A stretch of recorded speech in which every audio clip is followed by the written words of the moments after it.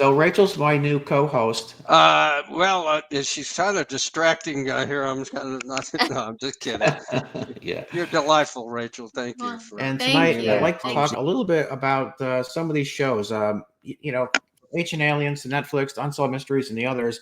As recently, there's been some talk about the new show that came out on Netflix, and I guess Peter Robbins is involved in that as well.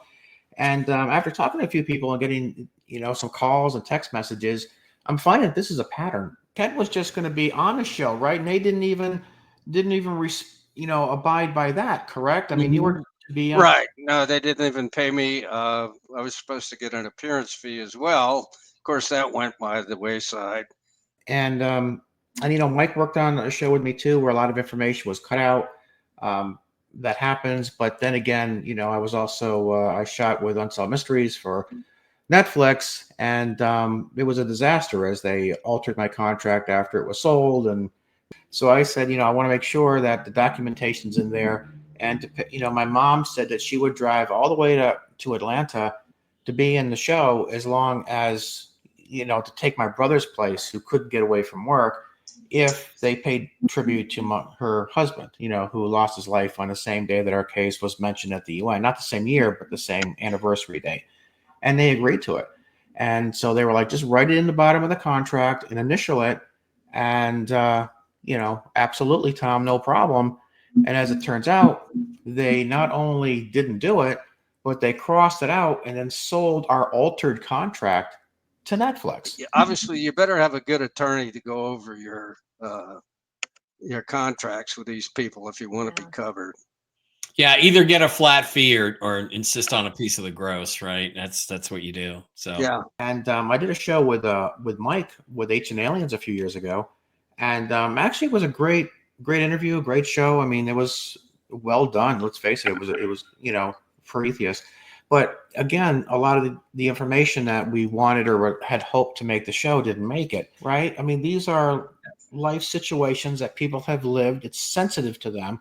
My concern is that if these shows are going to hypothetically do a Stephenville and they don't do it justice, and they sell it short, then someone else does the same thing. Next thing you know, this case that has a lot going for it suddenly looks like a joke.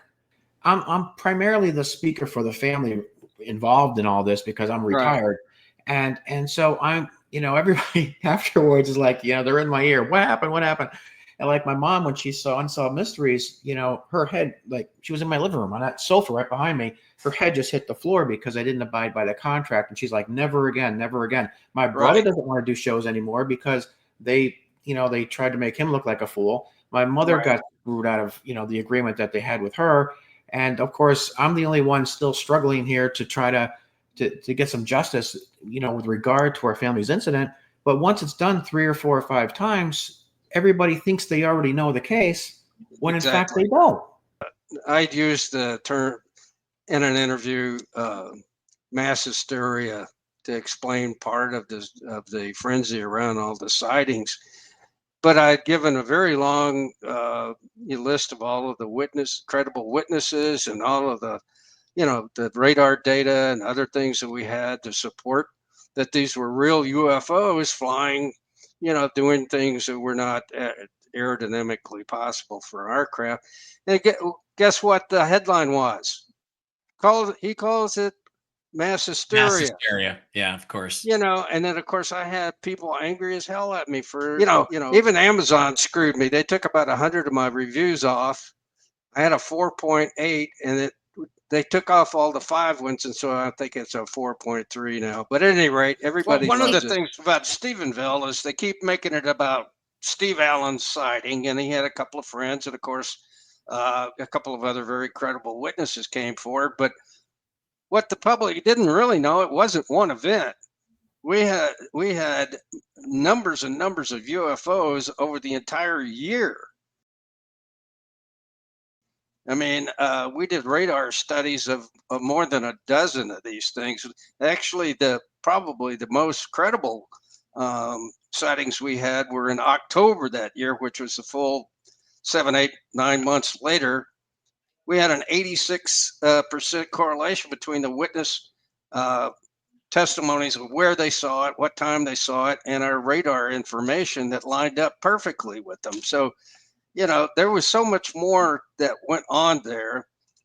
During the time that I was in the news, 3 TV trucks out front of my house at one time was above the fold 5 days in 1 week with the big local papers. My phone rang off the hook day and night, and first I got one whistleblower said, "Well, here's something you need to know. I can't go public because of my position." And I went, "Well, that's interesting." Well, it kept happening, and these witnesses or whistleblowers stories would overlap so that they were, reinforcing one another. So there was a whole lot that went on there. There were elements that tried to suppress this story and put out a lot of disinformation that, I wanted people to know about. But at any rate, now it's old hat now. It's just Steve Allen's episode.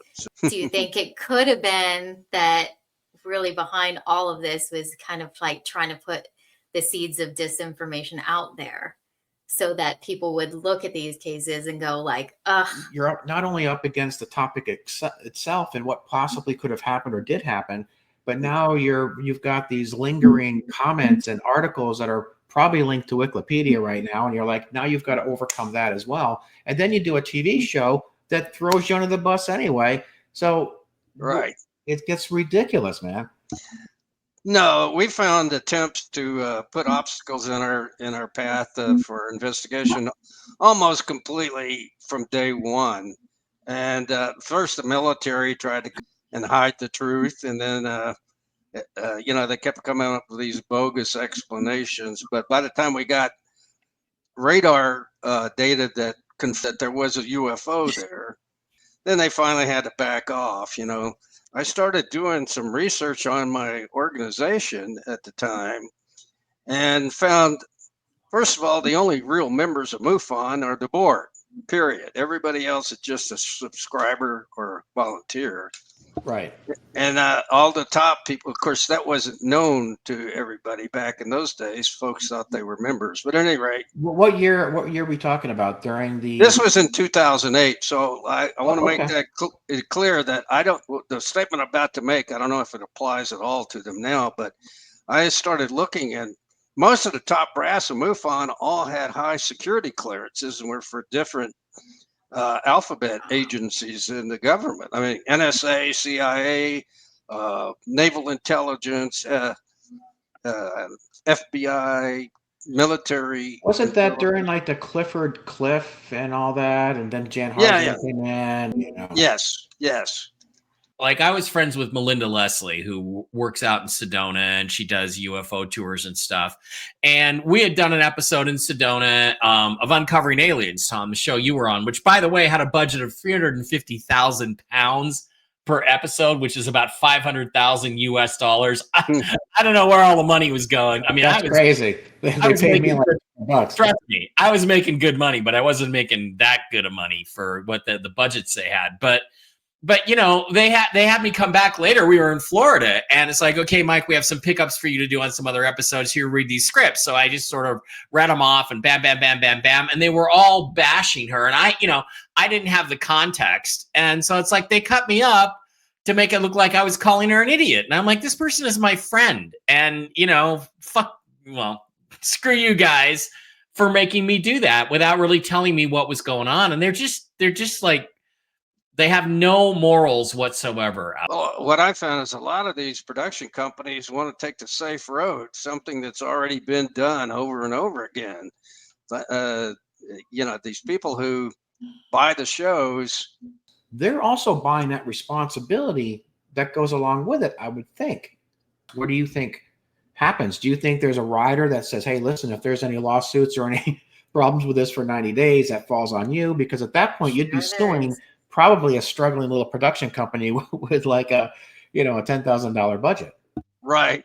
Well, I do think that the whole purpose for farming it out is to put some arm's length between them and liability. That's for sure.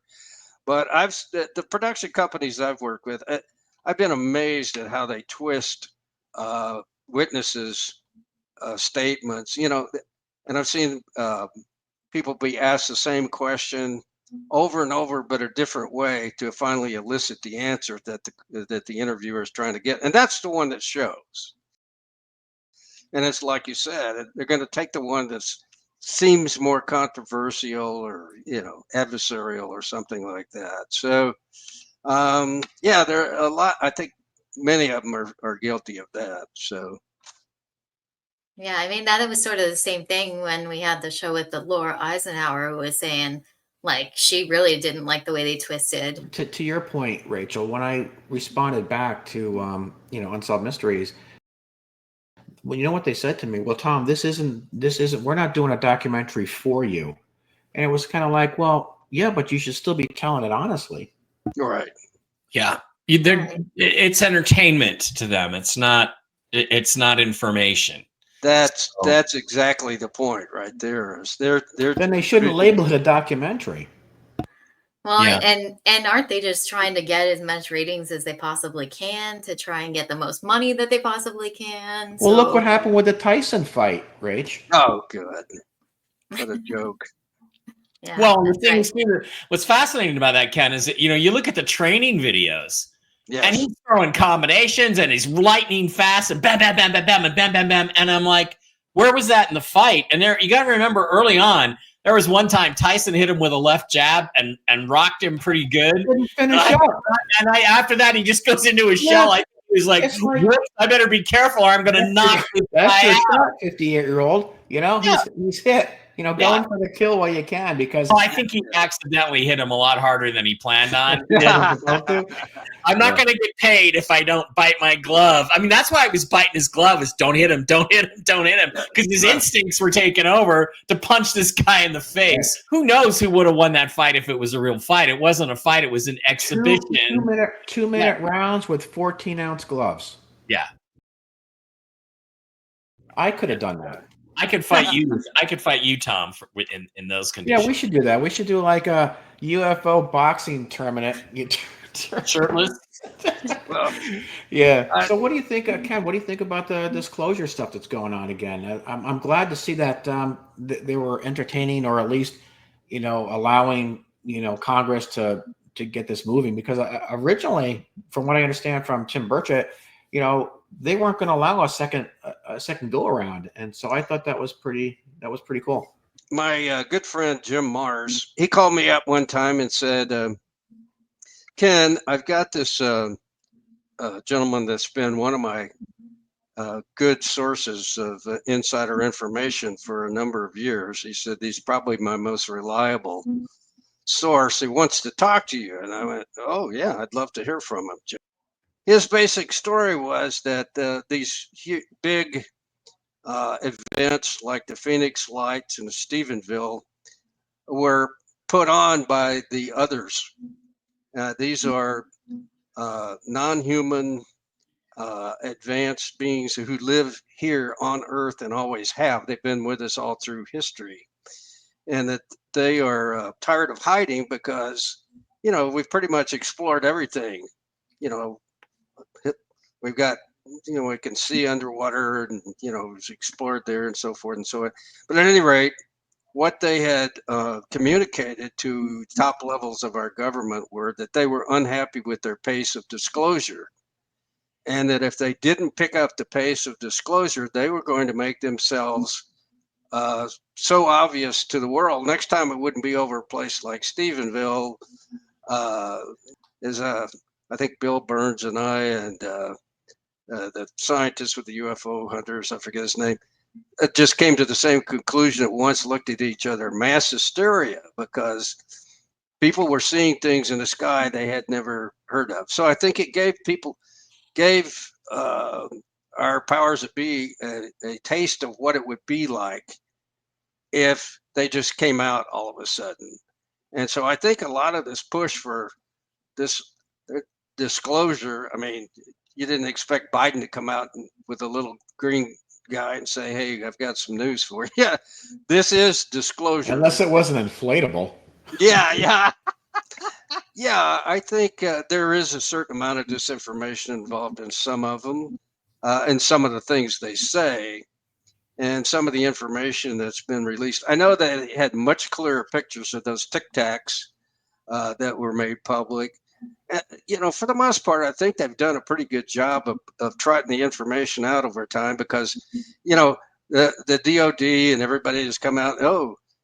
Even this latest hearing where they had retired members of the Pentagon and the military and so forth. Yeah, no, there were solid objects described by pilots of DC-3s and things like that on the runway that were sitting like just off the runway. Solid, physical, metallic objects, glowing, change colors, and then they didn't even fly away. They just disappeared. They just stopped being there all of a sudden. Exactly. Yeah, all kinds of crazy stuff, and that was over 2 weekends.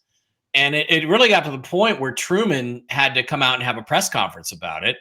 And, to this day, the only other president that's ever admitted he was briefed on UFOs besides Truman is Trump. So it'd be interesting when he gets back in office, see if we get any further push on this stuff. Well, Rachel, weren't you going to ask if he thought Stephenville would be a case with enough merit to be mentioned at the United Nations, or during the UAP hearings or what have you? Yeah. Yeah. Well, go ahead. Run with it. Yeah. Good question.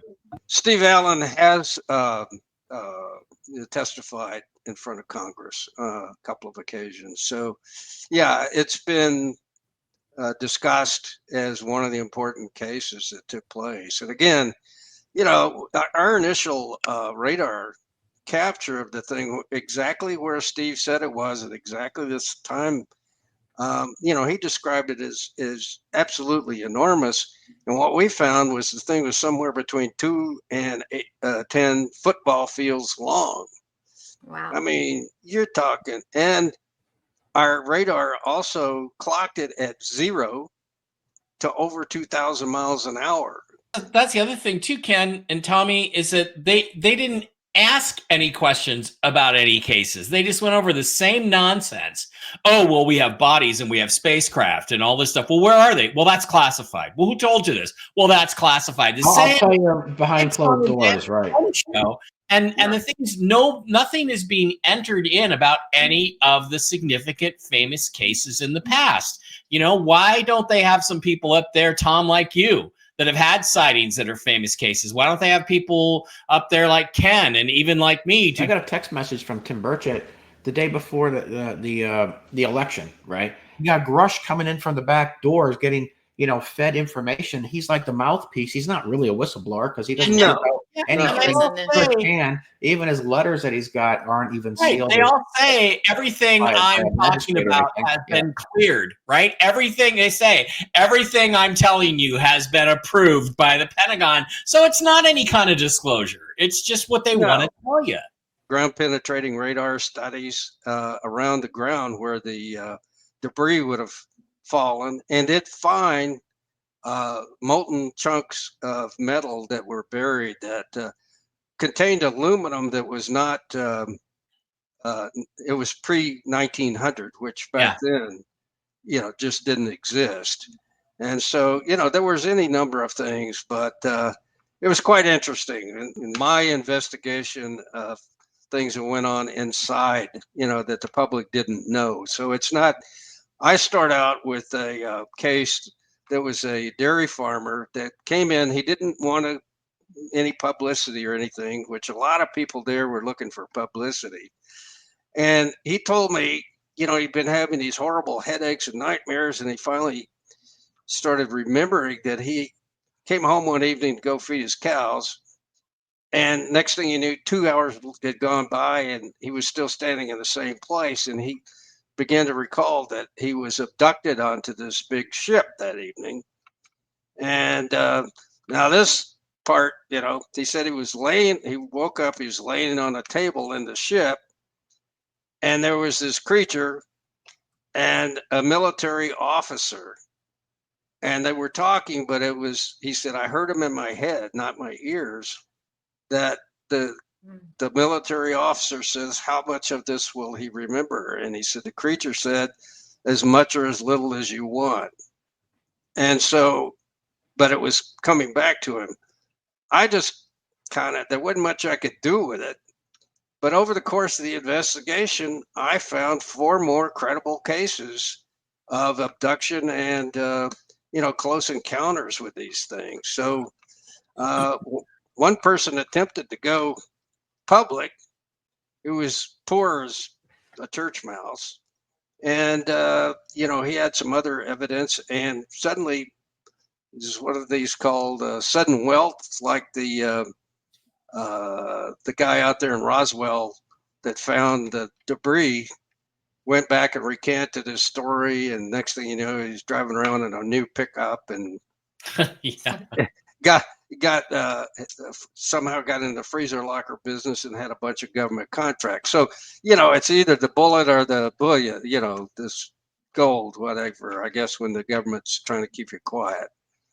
But at any rate, yeah, there was a lot that went on, and I got one picture that someone said everybody was looking for pictures, and it was all, everybody was trying to sell these goofy things, and trail cams were the worst because they, anything will trip them. But at any rate, I did get one good photo. Lady went to pick her daughter up at the football game that a few people saw it over the stadium, and she looked up and saw it taking off and took a picture, and it's far away, but we've had it analyzed, and it is a UFO. Of course, you don't have it, but it's going upwards in a strange fashion, non-aeronautic, and the stars are staying still in the background. I mean, so there's something that you can compare it to. It's not camera movement, right? No, it's not camera movement at all. But at any rate, we had plenty of evidence to, back up that these are solid objects. They flew over Fort Hood, around it, and around the Bush's ranch. And there's a directive that the military is supposed to react to anything that comes close to the president's compound, and they didn't. I spoke with one of the spokesman of the Air Force kept calling me, and I'd call back, and I got one of his young aides who was a first lieutenant, who was very interested in the case. He'd already decided he wasn't going to make a career of the military. And we got to talking. He says, yeah, we see UFOs on the radar here all the time. We're ordered not to talk about it. Mm-hmm. So there's something in that area that we found cases going back into the 1890s. So for some reason, they seem to be concentrated there. It's one of the hot spots. You mean like the town itself, or just like the county, or? There's we have 254 counties in Texas.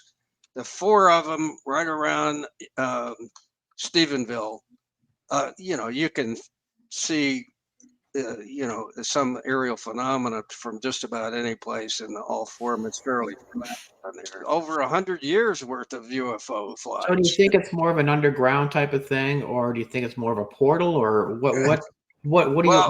how would you label that? What do you think? That's one of the reveals in my book. Once I don't know if you probably know this. I'm sure your audience doesn't. When you have a book on Amazon, they have an author page, and it will tell you where your books were sold, how many, and so forth.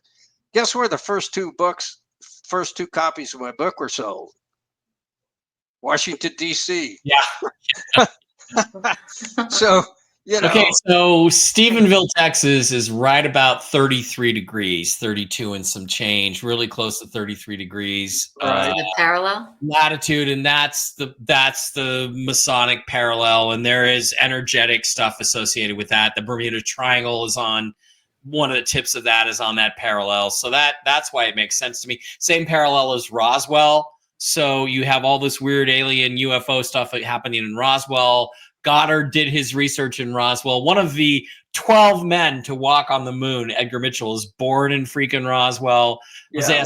So there are these connections, these almost numerological connections that have to do with the physics, but that's a really complicated discussion of anti-gravity physics. And they all seem to be connected along these lines. So when I just decided to look up Stephenville while you were talking, and I'm like, yeah, that makes a lot of sense. So where's the Berkshire's UFO? How far off is that? I don't know. Yeah, just curious. What was the town again, Thom? Exactly. Oh, Sheffield, Massachusetts. Sheffield, It's right. 3,000 people. Yeah. Yeah, what a place to go to school. You know, I had like 8 people in my school math class. Well, while you're looking that up, I had a question like tied back when you mentioned something about the Phoenix lights. And I wondered, in what way are they kind of similar to what happened at Stephenville? Well, there were both mass sightings. I mean, there were hundreds and hundreds of witnesses. I think there was some effort to cover up, explain away Phoenix as well. The governor denied it. He was I forget his name, but Fife Symington or something like that. Symington, right? And he was a military pilot, was familiar with all kinds of aircraft and everything. And he came out and said, no, it wasn't a UFO. And he made light of it at his press conference. Had somebody come out in a little costume. Well, I remember that.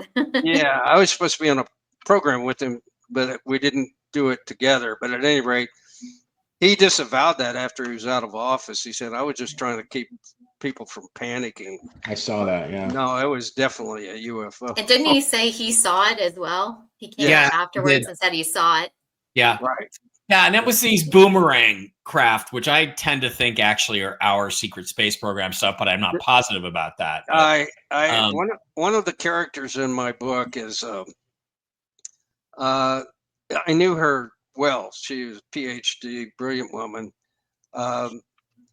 She said she was recruited after she finished her master's degree by a CIA recruiter. Came up and said, "We'll pay for your PhD. You'll come to work for us after you get your PhD, and you'll have a high-paying job and so forth. But ultimately, you work for us. You report to us." So she said she went to work for Bell Labs in a location that was secret. They weren't even allowed to tell people where they parked. It had no windows and so forth. And her boss knew better than to ask where she was if she didn't come to work. But anyway, she was given her first assignment gave her the coordinates and said, you go to this position, be there at such and such time. All you're supposed to do is observe and report back to us what you see. And she said she went there and she looked around, at the appointed time, one of these V-shaped craft came down, hovered over a butte, and out of nowhere, a cart and some men in jumpsuits came out, and they loaded this stuff up into the craft, and then the guys disappeared, and then the V-shaped craft flew away silently. And she said, turns out it was one of ours. The CIA had ordered everybody back in the 50s to turn over everything they had, technology, debris, reports, everything, whether it's the Army or the Air Force or whoever had it, to give it to them. And she said all it did was made everybody harden their compartmentalized their programs. And she said that was one of ours. And the CIA had me spying on someone us, a different program in the government. Some people think those are helicopter carriers or lighter than air helicopter carriers, that they have helicopters inside them. Yeah. And they float around using various anti-gravity technologies, a lot of electrification of the hull and all that stuff. And that's what Art Bell saw. That was what got Art Bell talking about UFOs full time, was he had one of those silently fly right over him out in Pahrump. We had a lot of technology long before the Roswell crash too. I mean, we actually had pictures of Earth from space even before 1947. And we had technology for, you know, televisions and everything else. And we already had planes and capacitors and resistors and everything else. So we had a lot of technology, but, you know, like, you know, sure, there was like a low, but it doesn't mean just because we didn't see technology, it wasn't already being made, because bang, as soon as we hit the 70s, it exploded with, you know, stereos and all this kind of stuff. And we didn't have a Pioneer Super Tuner and an Alpine stereo, right? I mean, it was just like, you know, then the, you know, the Sony Walkman, I mean, everything just kind of exploded. Big So, booming speakers right, and it was like, right, we had this limited technology, but we were still making things, but were we actually producing anything that would bring attention to the fact we had this technology? And then all of a sudden it just kind of erupted, I think, in the early 80s. I'm writing a book, so, right, to kind of, yeah, I know, but nobody reads anymore, right? So I'm writing a book to kind of, you know, really lay this out there and preserve what really took place, you know, because one of the things too, and you know this, Ken, because you know, you live in Texas, and people have a connection to the event, right? People are like, I saw that, I was there, my grandmother talked about it, my mother. And the same with our case too. So when I go back to the Berkshires and I eat at the diner or what have you, people are coming up to me all the time, you know, what's going on? How come, you know? And I'm like, I know that this has got to be told honestly and truthfully, because other people are going to be offended. And then they turn on you thinking that you're the one saying this. And when the show comes out and it's edited a certain way, you become the bad guy, right? And I'm like, this has got to be told honestly, because a lot of other people that are still with us today, you know, they also want to have that truth told, because they've been telling people what has happened. And when something comes out that contradicts what they've shared with their friends and family, also, it makes them look bad. And it was really a good time. And Mike, thank you for coming on as well. And Rachel, always, you know, thank you so much. So guys, I'm going to play a quick outro and then good night.